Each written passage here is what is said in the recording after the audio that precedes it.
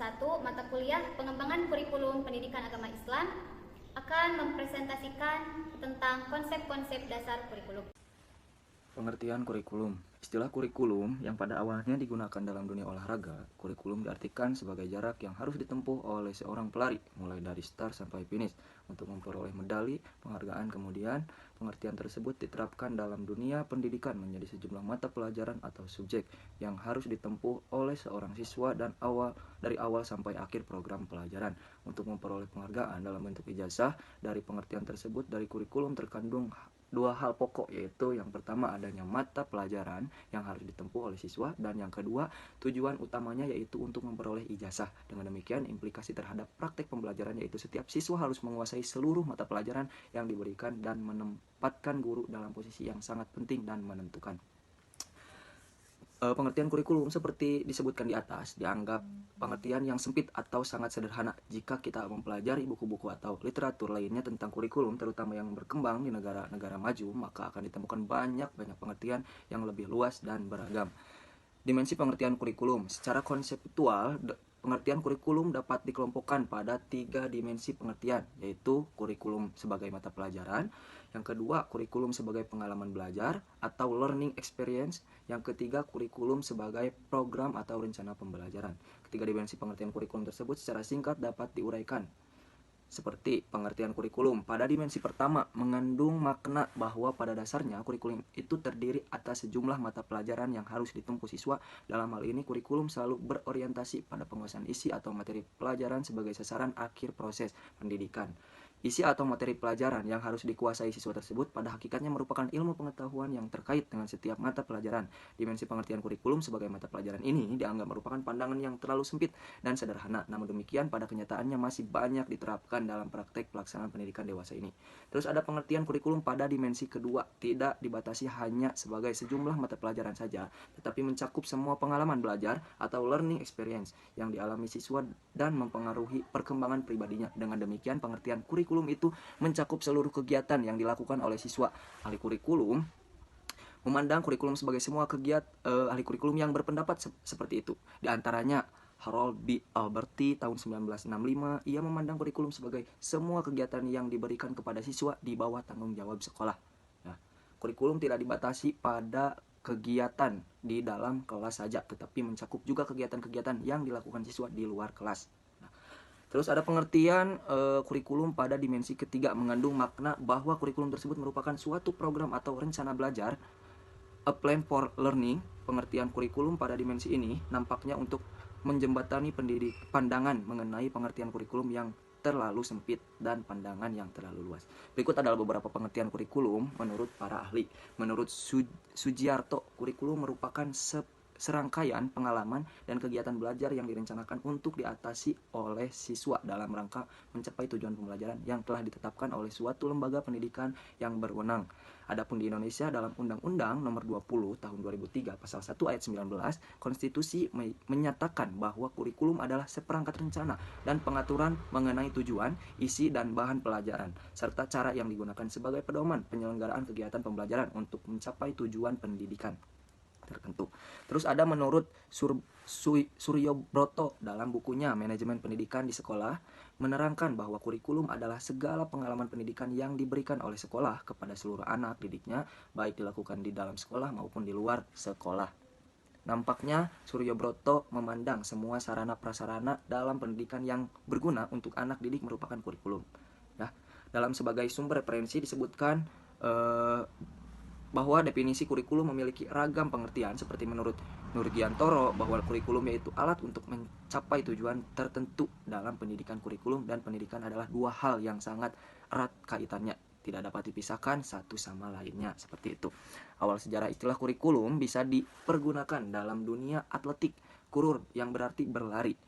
Istilah ini erat hubungannya dengan kata kurir atau kurir yang berarti penghubung atau seseorang yang bertugas menyampaikan sesuatu kepada orang lain. Seseorang kurir harus menempuh sesuatu perjalanan untuk mencapai tujuan, maka istilah kurikulum kemudian diartikan orang sebagai suatu jarak yang harus ditempuh. Maksudnya kurikulum diartikan dua macam, yaitu pertama, sejumlah mata pelajaran yang harus ditempuh oleh pelajar siswa di sekolah atau di perguruan tinggi untuk memperoleh ijazah tertentu. Kedua, sejumlah mata pelajaran yang ditawarkan oleh suatu lembaga pendidikan atau jurusan. Secara singkat, menurut Nasution, kurikulum adalah suatu rencana yang disusun untuk melancarkan proses belajar mengajar di bawah bimbingan dan tanggung jawab sekolah atau lembaga pendidikan beserta staf pengajarnya. Menurut Undang-Undang Nomor 20 Tahun 2003 tentang Sistem Pendidikan Nasional atau Sisdiknas, kurikulum adalah seperangkat rencana dan pengaturan mengenai tujuan, isi, dan bahan pelajaran, serta cara yang digunakan sebagai pedoman dalam menyelenggarakan kegiatan pembelajaran untuk mencapai tujuan pendidikan tertentu. Pasal 1 ayat 19. Kurikulum dalam Sisdiknas menekankan bahwa pendidikan yang pertama harus berorientasi pada pengembangan potensi peserta didik, yang kedua fleksibel dan dapat disesuaikan dengan kebutuhan masyarakat, yang ketiga berbasis pada standar nasional pendidikan, terus yang terakhir memperhatikan karakter dan budaya lokal serta perkembangan global. Dengan demikian, kurikulum dalam sistem pendidikan nasional Indonesia berfungsi sebagai pedoman dalam proses belajar mengajar yang disusun untuk membentuk peserta didik agar memiliki kompetensi akademik, keterampilan, dan karakter yang sesuai dengan tuntunan zaman. Fungsi dan peran kurikulum. Fungsi kurikulum, pada dasarnya kurikulum itu berfungsi sebagai pedoman atau acuan bagi semua pihak yang terlibat dalam penyelenggaraan pendidikan di sekolah, di antaranya guru, siswa, kepala sekolah, pengawas, orang tua, dan masyarakat. Bagi guru, kurikulum itu berfungsi sebagai pedoman dalam melaksanakan proses pembelajaran. Bagi kepala sekolah dan pengawas, kurikulum itu berfungsi sebagai pedoman dalam melaksanakan supervisi atau pengawasan. Bagi orang tua, kurikulum itu berfungsi sebagai pedoman dalam membimbing anaknya belajar di rumah. Bagi masyarakat, kurikulum itu berfungsi sebagai pedoman untuk memberikan bantuan bagi terselenggaranya proses pendidikan di sekolah. Bagi siswa itu sendiri, kurikulum berfungsi sebagai pedoman belajar. Secara lebih khusus, berkaitan dengan fungsi kurikulum bagi siswa sebagai subjek didik, terdapat 6 fungsi kurikulum sebagai berikut, diantaranya fungsi penyesuaian, fungsi integrasi, fungsi diferensiasi, fungsi persiapan, fungsi pemilihan, fungsi diagnostik. Selanjutnya, peran kurikulum. Peran kurikulum dalam pendidikan formal di sekolah memiliki peranan yang sangat strategis dan menentukan pencapaian tujuan pendidikan itu sendiri, terutama dalam pencapaian tujuan pendidikan nasional. Terdapat 3 peran kurikulum yang dinilai sangat penting, yaitu 1. Peran konservatif, melestarikan nilai-nilai budaya dan norma masyarakat kepada generasi muda untuk menjaga identitas budaya di tengah globalisasi. 2. Peran kreatif, mengembangkan kurikulum yang sesuai dengan perkembangan zaman agar siswa dapat mengembangkan potensi mereka dan siap menghadapi perubahan sosial. 3. Peran kritis dan evaluatif, menilai dan memilih nilai-nilai mana yang perlu dipertahankan atau diperbarui agar kurikulum tetap relevan dan bermanfaat. Ketiga peran ini harus seimbang agar pendidikan tetap berkualitas dan sesuai dengan kebutuhan zaman. Selanjutnya ada komponen-komponen kurikulum. Langkah-langkah yang telah dikemukakan oleh ketiga ahli kurikulum yang tadi menggambarkan aspek-aspek atau komponen yang utama yang harus dikembangkan dalam setiap kegiatan pengembangan kurikulum. Aspek atau komponen tersebut adalah tujuan, isi, strategi pembelajaran, organisasi kurikulum, dan evaluasi. Yang pertama ada tujuan kurikulum. Tujuan kurikulum yaitu sebagai alat pendidikan untuk menghasilkan siswa yang berintegrasi. Kurikulum juga membuat siswa mengerti sistem pendidikan yang diterapkan, sehingga siswa dapat memutuskan pendidikan yang ia inginkan di jenjang selanjutnya. Tujuan kurikulum juga untuk memerankan pendidikan dalam negara, membimbing serta mendidik siswa agar menjadi pribadi yang cerdas, berpengetahuan tinggi, kreatif, inovatif, dan bertanggung jawab, lalu siap masuk dalam kehidupan bermasyarakat. Selanjutnya yang nomor 2 adalah komponen atau isi. Isi program kurikulum adalah segala sesuatu yang diberikan kepada anak didik dalam kegiatan belajar mengajar dalam rangka mencapai tujuan. Isi kurikulum meliputi jenis-jenis bidang studi yang diajarkan dan isi program. Bidang-bidang studi tersebut disesuaikan dengan jenis, jenjang, maupun jalur pendidikan yang ada. Langkah-langkah yang perlu dilakukan sebelum menentukan isi atau konten yang dibakukan sebagai kurikulum. Terlebih dahulu, perencana kurikulum harus menyeleksi isi agar menjadi lebih efektif dan efisien. Yang ketiga yaitu strategi pembelajaran. Strategi pembelajaran mencakup pendekatan, metode, peralatan, penilaian, bimbingan, dan pengaturan kegiatan pengajaran yang disesuaikan dengan karakteristik materi dan siswa, di mana setiap tujuan pembelajaran seperti prosedural, psikomotorik, sosial, dan pemecah masalah memerlukan strategi yang berbeda seperti pembelajaran langsung, kooperatif, atau berbasis masalah. Sesuai Undang-Undang Nomor 20 2003, strategi pembelajaran harus memberdayakan seluruh potensi siswa melalui olah hati, olahraga, olah rasa, dan olah otak, sehingga menciptakan lingkungan belajar yang dinamis, interaktif, dan berpusat pada siswa untuk mencapai hasil belajar yang optimal. Yang keempat yaitu organisasi kurikulum. Organisasi kurikulum bervariasi tergantung pada pandangan pengembangnya, mencakup mata pelajaran terpisah, berkorelasi, bidang studi, program berpusat pada anak, inti masalah, dan program elektrik.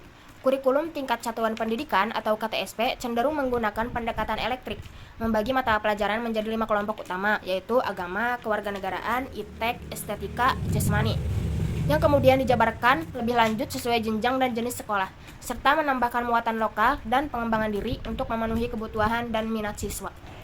Yang kelima yaitu evaluasi kurikulum.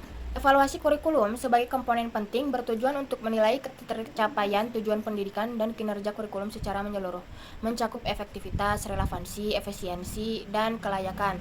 Evaluasi ini melibatkan penilaian berbagai aspek seperti tujuan, ruang lingkup, kualitas personel, kapasitas siswa, dan implementasi tujuan, yang luasnya ditentukan oleh tujuan evaluasi itu sendiri. Persyaratan evaluasi kurikulum yang bermakna meliputi pengakuan nilai, orientasi tujuan, komprehensif, kontinuitas, nilai diagnostik, validitas, dan integrasi dengan variasi instrumen seperti kuantitatif dan kualitatif yang disesuaikan dengan fokus evaluasi. Hasil evaluasi ini sangat penting untuk kebijakan pendidikan dan pengembangan kurikulum, serta membantu guru dan pelaksana pendidikan dalam memahami dan mendukung perkembangan siswa. Terdapat 3 pendekatan utama dalam evaluasi kurikulum, yaitu penilaian atau analisis komparatif, objektif, dan campuran multivariasi. Sekian video dari kami, mohon maaf apabila banyak kesalahan. Wassalamualaikum warahmatullahi wabarakatuh.